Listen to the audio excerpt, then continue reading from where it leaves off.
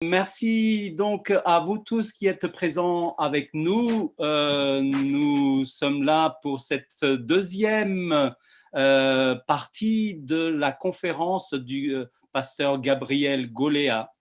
Nous sommes heureux d'accueillir toutes les personnes qui nous rejoignent cet après-midi et qui n'étaient pas là ce matin.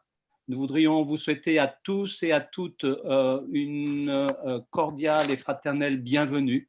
Nous sommes ici donc pour un temps de partage, un temps de réflexion, j'espère, un temps d'espérance pour tous.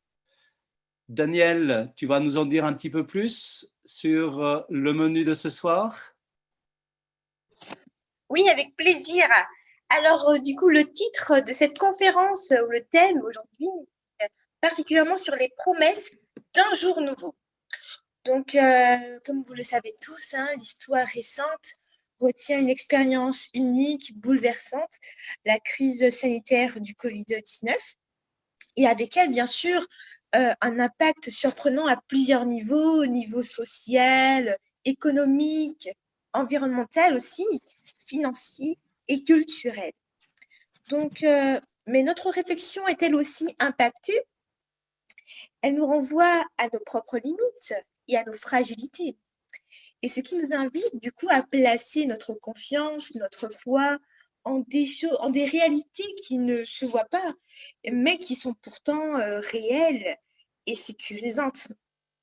Donc, à travers du coup cette conférence, nous parlerons plus particulièrement de ça et puisqu'un autre monde s'ouvre à ceux qui prennent le temps, oui, de chercher ces réalités et qui acceptent de voir agir dans leur cœur et dans leur vie les promesses d'un jour nouveau. Donc, cette deuxième conférence présentée par notre très cher pasteur Gabriel Goléa nous proposera du coup des pistes de réflexion en vue des choix éclairés et tout ça en accord avec la parole de Dieu. Alors, Gabriel est avec nous, bien évidemment. Il est là quelque part parmi donc, les participants. Gabriel, le pasteur Gabriel Goléa, pour ceux qui n'étaient pas là ce matin, je voudrais encore dire un petit mot de présentation. Gabriel Goléa est donc pasteur.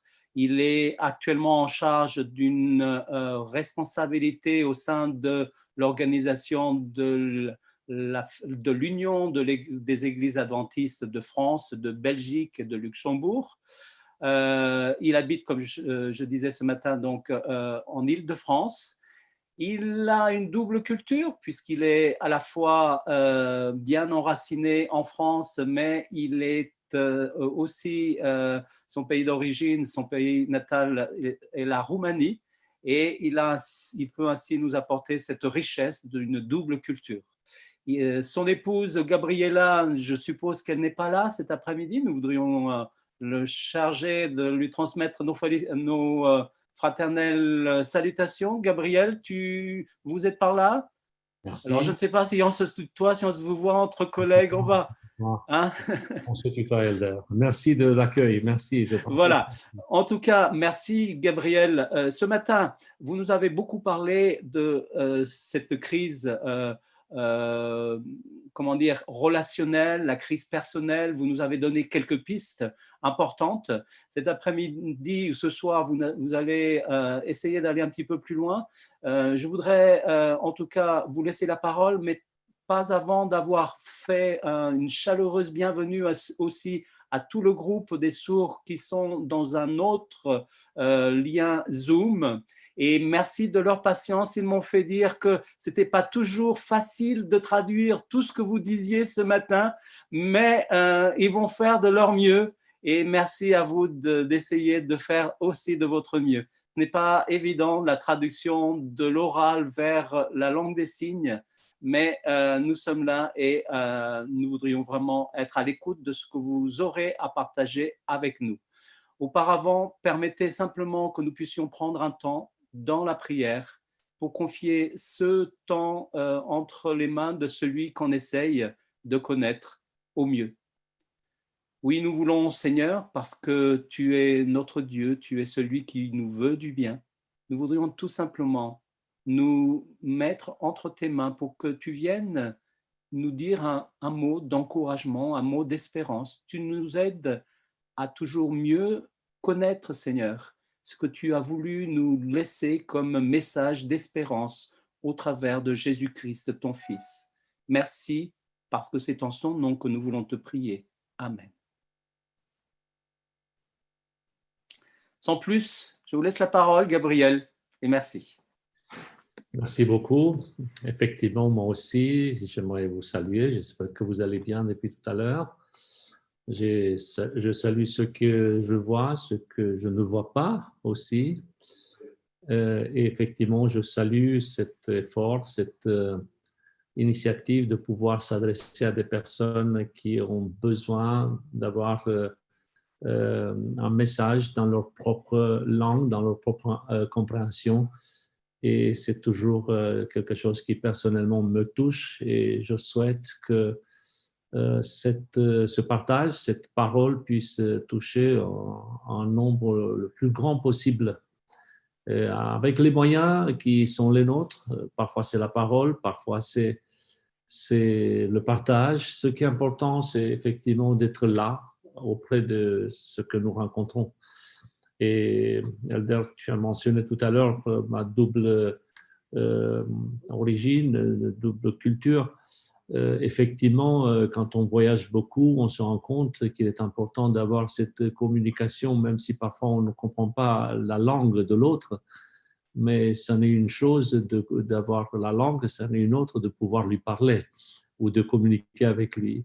Je me souviens, j'étais une fois dans une grande église et puis je regarde autour de moi et il y avait un couple d'Allemands qui venait d'arriver et je constate que personne ne parle l'allemand. Alors, j'ai fait le traducteur de service et tout le culte qui était prêché, parlé par quelqu'un d'autre, je le traduis.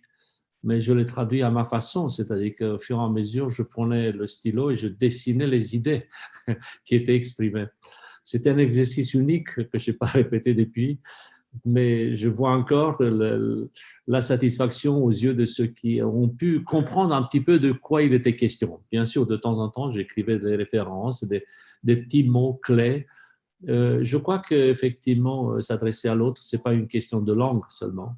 C'est une question de volonté, d'ouverture de cœur, et les barrières tombent quand il y a cette ouverture.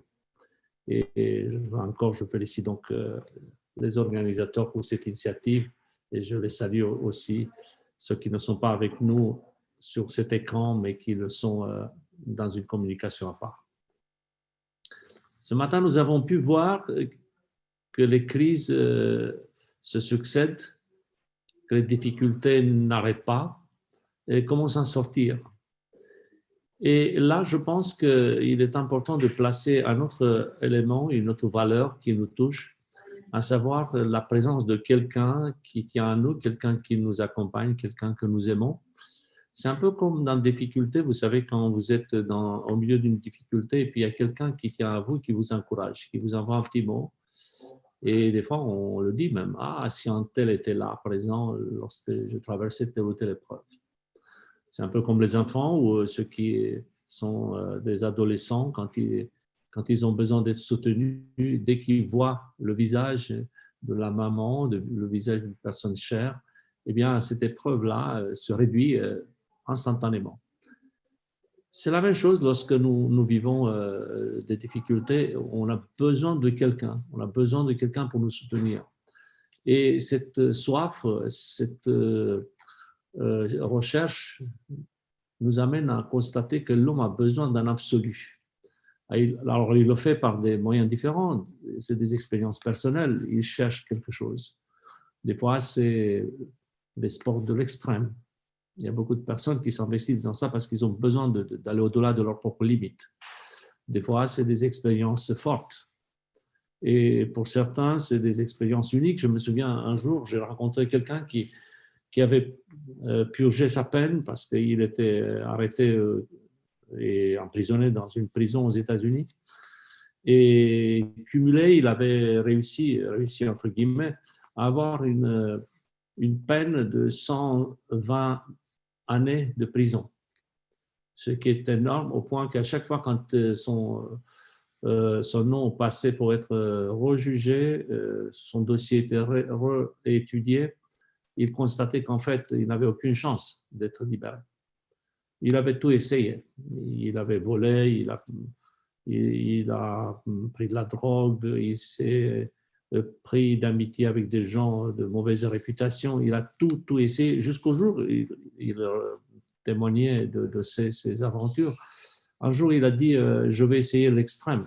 Il est monté sur le toit d'une maison.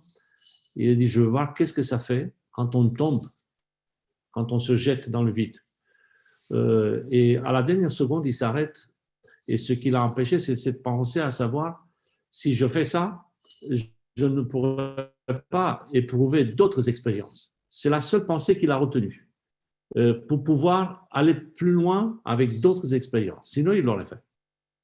Il était très abîmé dans son corps, dans son esprit. Et puis, quand la prison a commencé, il a fait une découverte extraordinaire. Un jour, il a rencontré des personnes qui avaient la foi.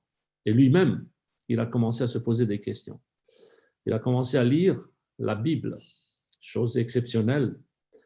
Et au fur et à mesure, dans son esprit, dans son cœur, il y a quelque chose qui est apparu, quelque chose qui a pris naissance.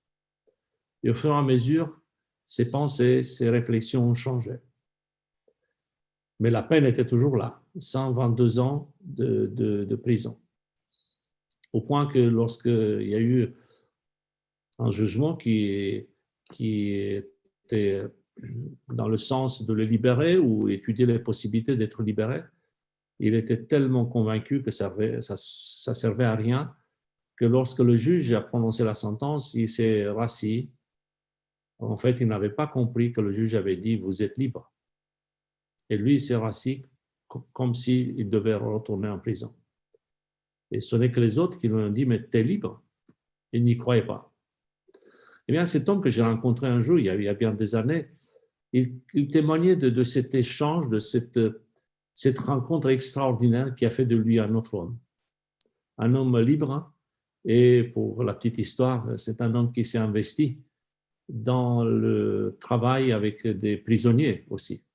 Et il voyageait maintenant tout au long des prisons du monde pour pouvoir partager son expérience.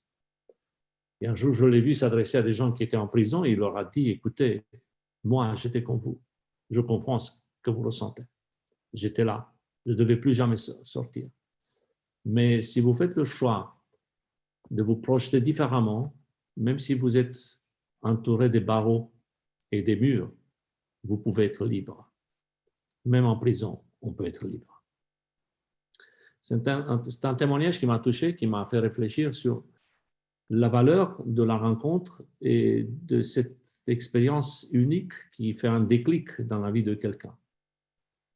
Effectivement, rencontrer quelqu'un nous permet d'aller au-delà de nos propres limites, de nos propres expériences, pour pouvoir constater que cette rencontre-là bouleverse notre vie.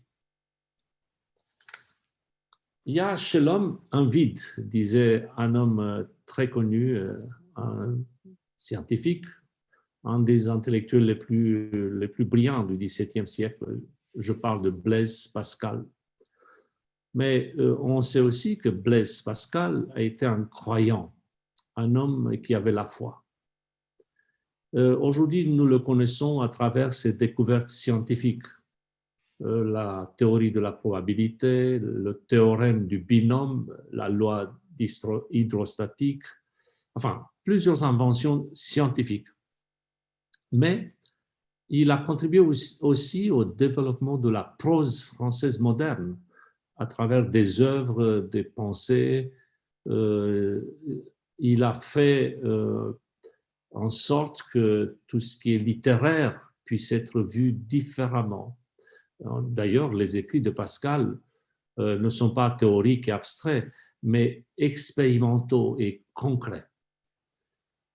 Dans sa recherche sur la nature du vide, il a réalisé son équivalent spirituel dans l'homme.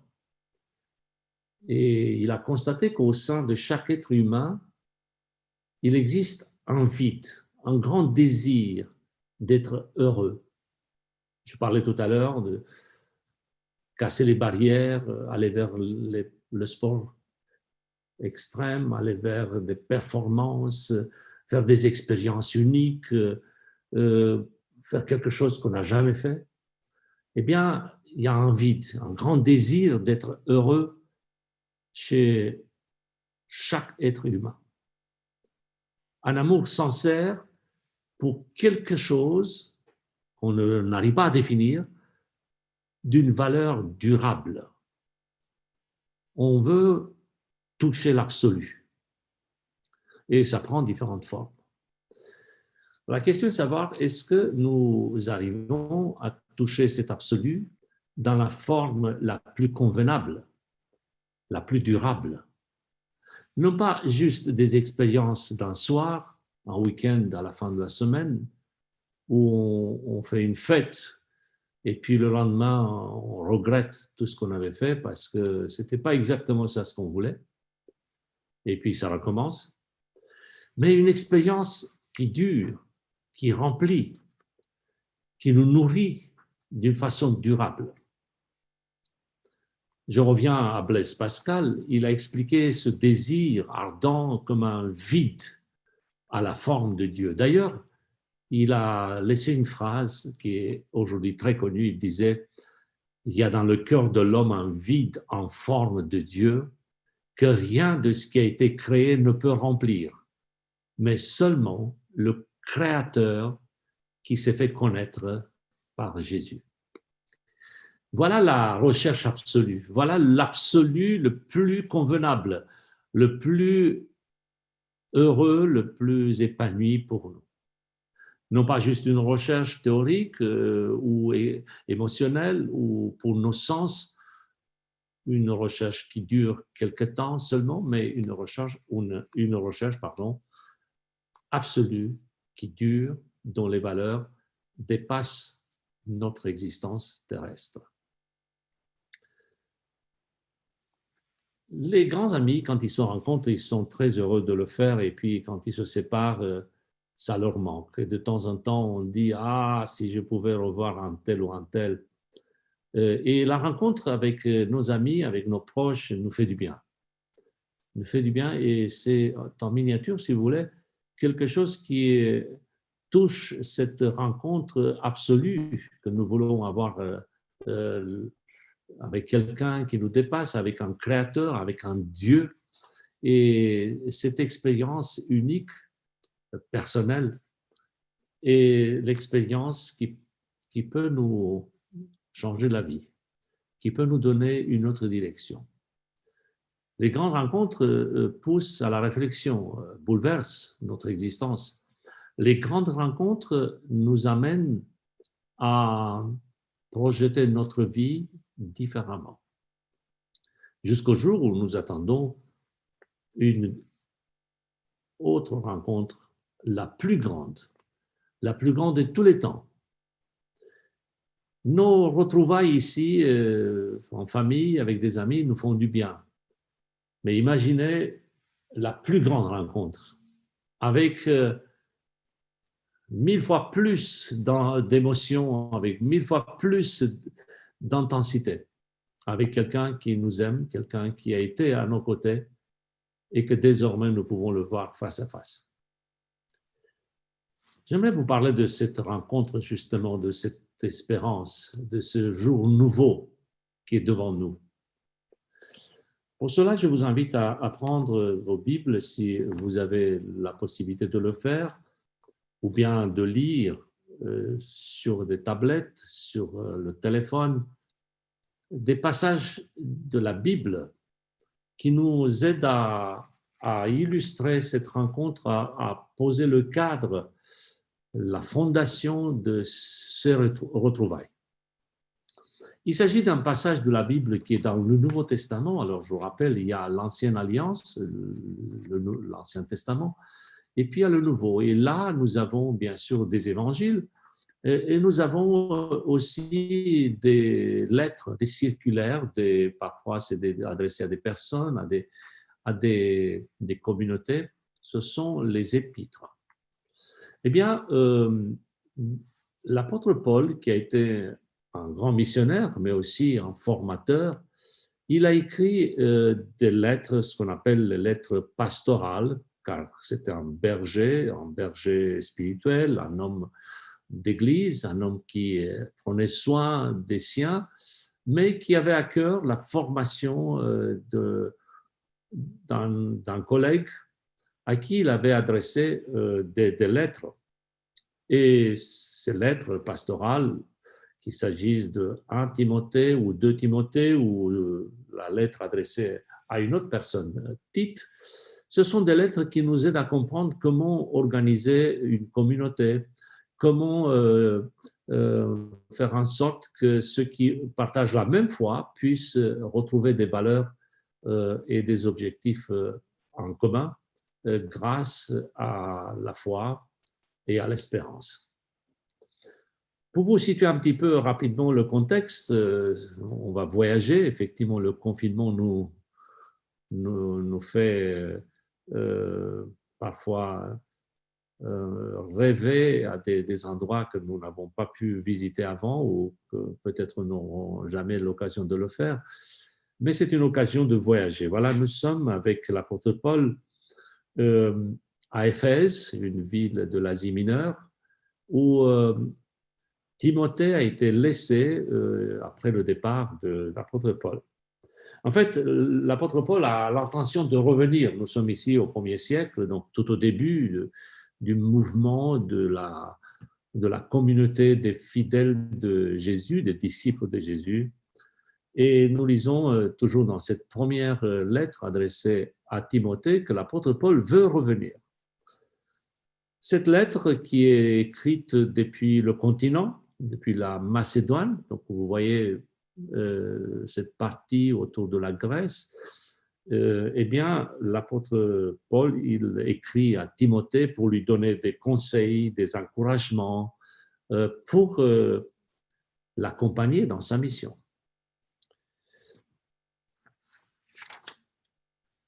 Quelques idées que nous trouvons dans la dernière partie de cet épître. Et je vous invite à lire 1 Timothée chapitre 6, un passage qui est très connu car nous l'entendons quand il s'agit d'encourager les jeunes, quand il s'agit de s'adresser à ceux qui sont moins formés ou qui commencent un travail avec une communauté, qui sont, j'allais dire, des stagiaires dans le ministère de la foi ou d'une communauté. L'apôtre Paul, il dit à Timothée, à partir du verset 11, « Quant à toi, homme de Dieu, fuis ces choses, poursuis plutôt la justice, la piété, la foi, l'amour, la persévérance, la douceur, mène le beau combat de la foi, saisis la vie éternelle, à laquelle tu as été appelé et pour laquelle tu as fait le bel acte de reconnaissance devant beaucoup de témoins. Je t'enjoins devant Dieu qui donne la vie à tous les êtres et devant Jésus-Christ qui a rendu témoignage par son bel acte de reconnaissance devant Ponce Pilate, de garder le commandement sans tâche, sans reproche, jusqu'à la manifestation de notre Seigneur Jésus-Christ, qui produira en son temps le bienheureux et seul souverain, le roi des ceux qui règne en roi et le Seigneur de ceux qui dominent en Seigneur, lui qui seul possède l'immortalité, qui habite une lumière inaccessible qu'aucun homme n'a vue ni peut voir, à lui honneur et pouvoir éternel. Qu'est-ce qu'il dit Paul ici? Ce sont des considérations d'ordre éthique. Recherche la justice, la piété, la foi, la charité, la patience, la douceur. Quand on entend ça, on entend d'autres passages de la Bible, et ceux qui lisent la Bible régulièrement se rappellent que l'apôtre Paul avait écrit dans une autre épître adressée aux Galates, chapitre 5, plus ou moins les mêmes paroles. Il était question du fruit de l'esprit dans cet épître. L'amour, la joie, la paix, la patience, la bénignité, la fidélité, la douceur, la tempérance. Ce sont des valeurs dont on aimerait entendre le plus souvent possible. Et j'ajoute que le fruit de l'esprit, ce n'est pas les fruits de l'esprit, mais un seul. Il est composé de plusieurs ingrédients. C'est comme si vous avez une pomme et vous la coupez en plusieurs tranches. Eh bien, il faut savoir que si vous enlevez une tranche, vous n'avez plus une pomme. Et si vous enlevez une de ces valeurs, eh bien, le fruit n'est pas complet. À méditer. Nous avons besoin de la totalité de ces tranches pour avoir le fruit dans sa totalité, le fruit de l'esprit. Dans d'autres endroits, l'apôtre Paul essaie de résumer ces valeurs éthiques dans quelque chose de plus simple à retenir. Et vous vous souvenez sûrement, un passage qui est connu, se trouve dans l'épître adressée à Corinthiens, Corinthiens, premier chapitre, le chapitre 13, verset 13, où il est dit « Maintenant, les trois choses qui demeurent sont les suivantes. La foi, l'espérance et la charité. » Voilà, c'est un résumé. Donc, si vous ne voulez pas aller dans les détails de toutes les autres composantes, retenez l'essentiel.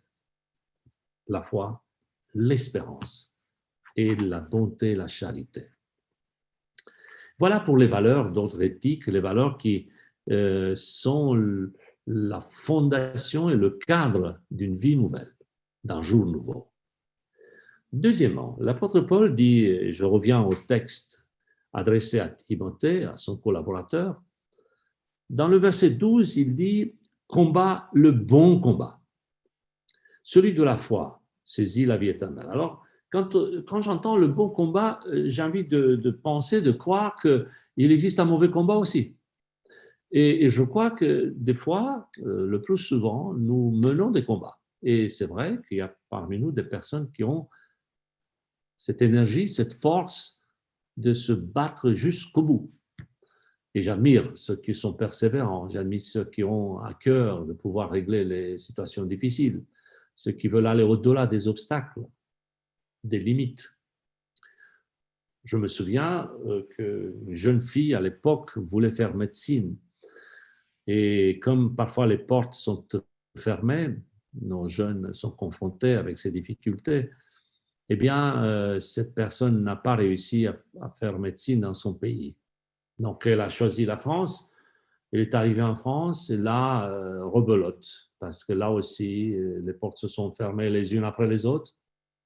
Elle voulait faire médecine. Bien sûr, il y avait la biologie, il y avait autre chose, il y avait la pharmacie, mais elle voulait faire médecine. Quand elle a compris que ce n'était pas possible, elle a changé de pays. Elle est allée au Canada. Et au Canada, elle a recommencé, elle a fait des équivalences, elle a repris aussi le travail. Elle est arrivée au point où elle a intégré une équipe de recherche dans un grand laboratoire au Canada. Et là aussi, même si humainement parlant, ce poste était agréable, était bon, était appréciable, eh bien, elle n'était pas du tout satisfaite parce qu'elle voulait faire médecine.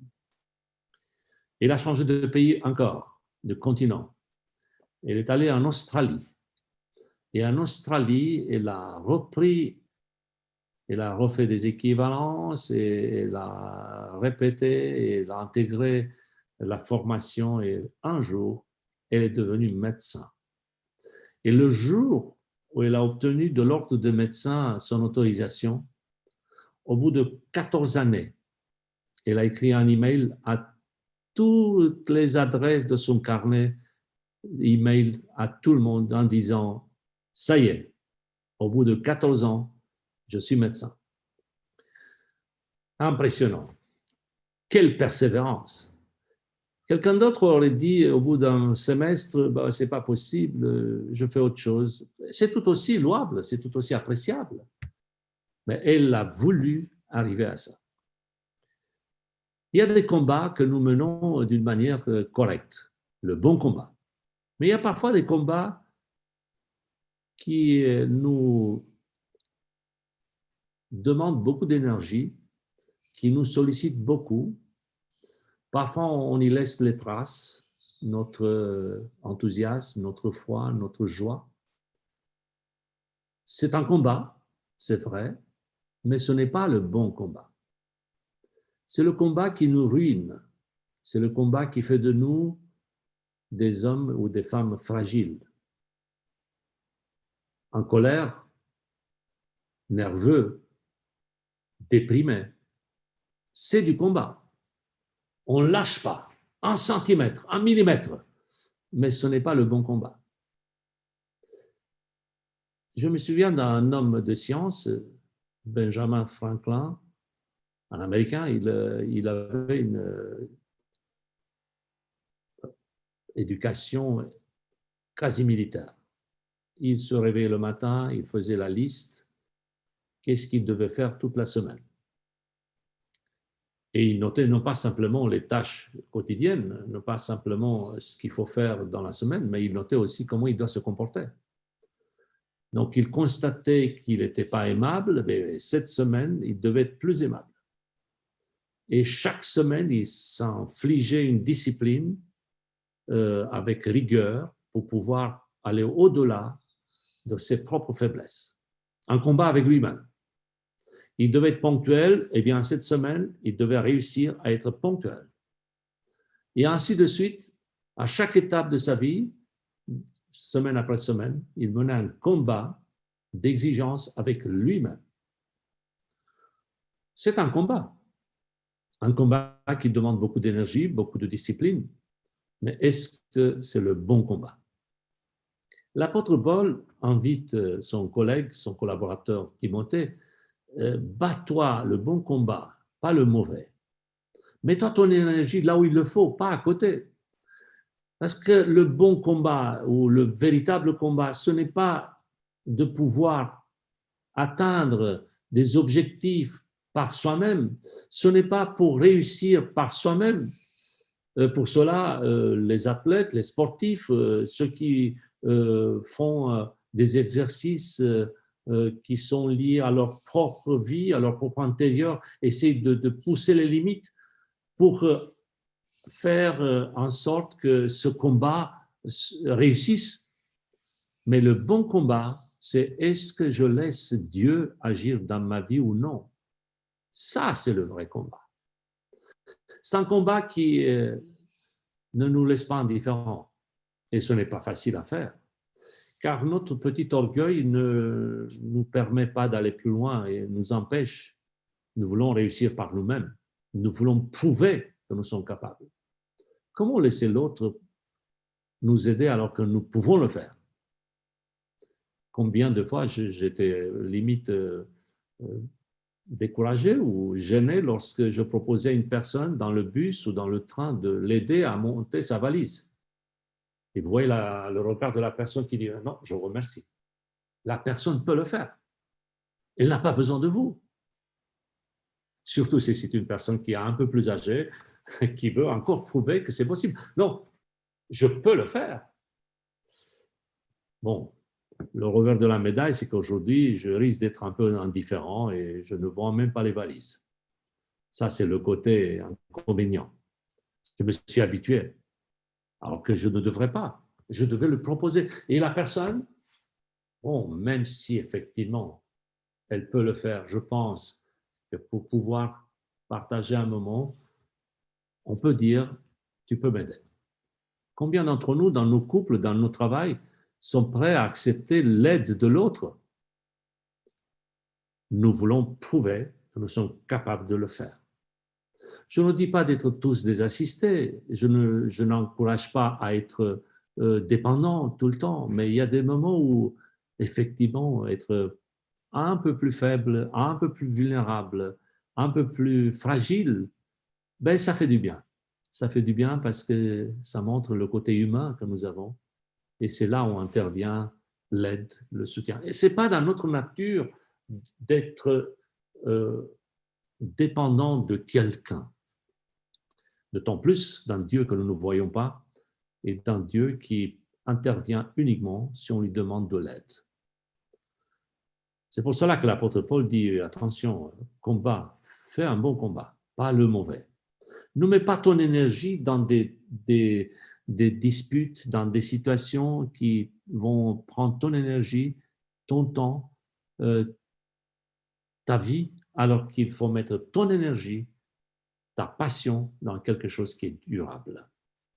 Saisis la vie éternelle, dit-il. Cette vie éternelle à laquelle tu as été appelé et pour laquelle tu as fait une belle confession. N'oublions pas, combattons, mais le bon combat. Troisième idée que je trouve dans ces passages, et c'est autour du verset 13, il dit « Je te recommande devant Dieu qui donne la vie jusqu'à l'apparition de notre Seigneur. » C'est-à-dire que tu es invité à le faire tous les jours, jusqu'à ce que quelqu'un va arriver. Imaginez, vous êtes devant votre maison et regardez que quelqu'un de cher revienne à la maison et vous attendez les bras ouverts pour que cette personne rentre. Eh bien, cette espérance-là, c'est ce que l'apôtre Paul encourage à avoir. Fais-le, agis jusqu'à l'apparition du Seigneur. Une apparition et une attente active. Pas dans le découragement, pas dans le perte de la foi, mais avec cette espérance extraordinaire, il reviendra.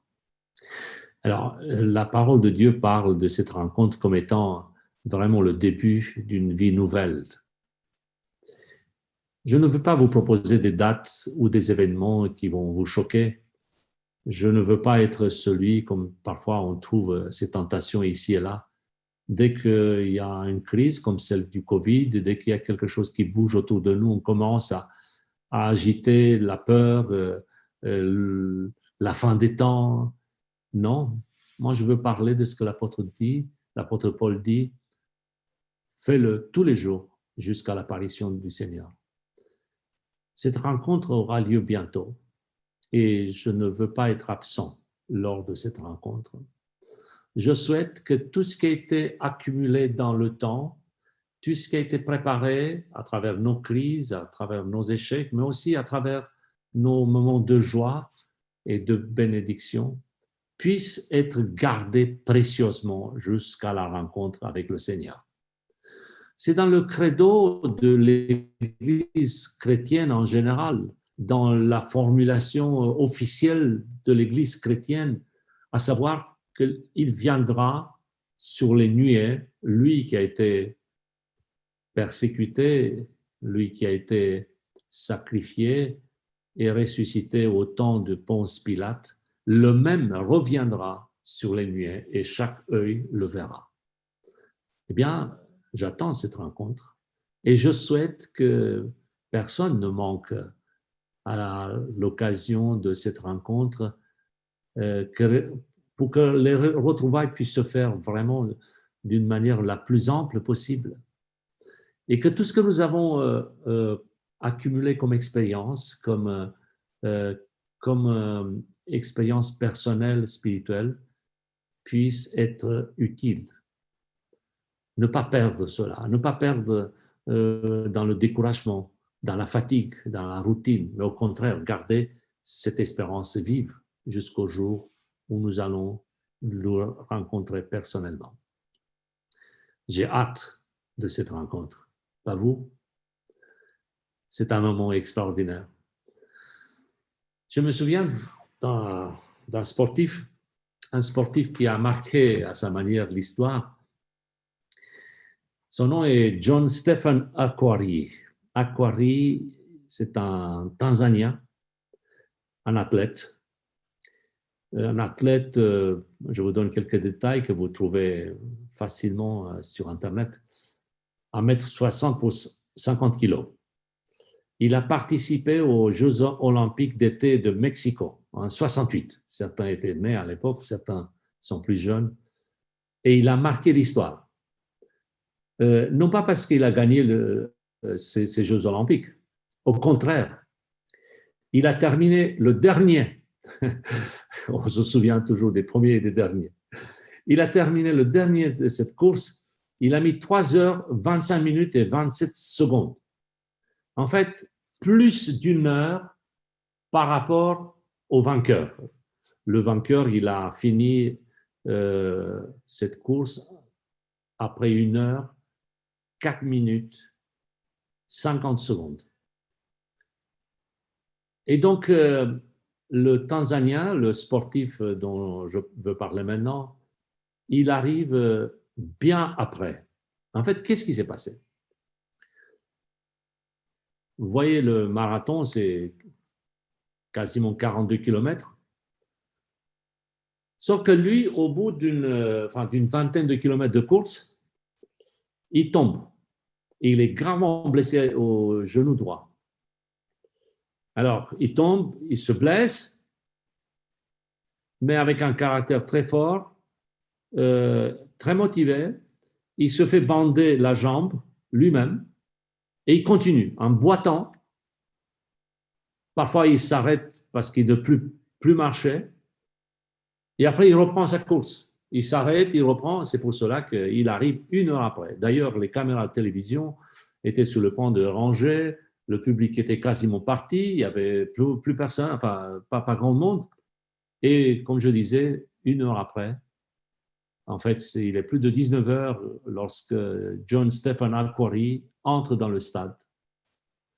Effectivement, les derniers spectateurs se préparaient à partir et ils voient, ils entendent aussi, leur attention est retenue par des sirènes de police et de flash, car à ce moment-là, John Stephen Akhwari passe le tunnel et lorsqu'il franchit la ligne d'arrivée, la jambe bandée et sanguinolente, les quelques spectateurs restés dans le stade acclament autant qu'ils puissent le faire.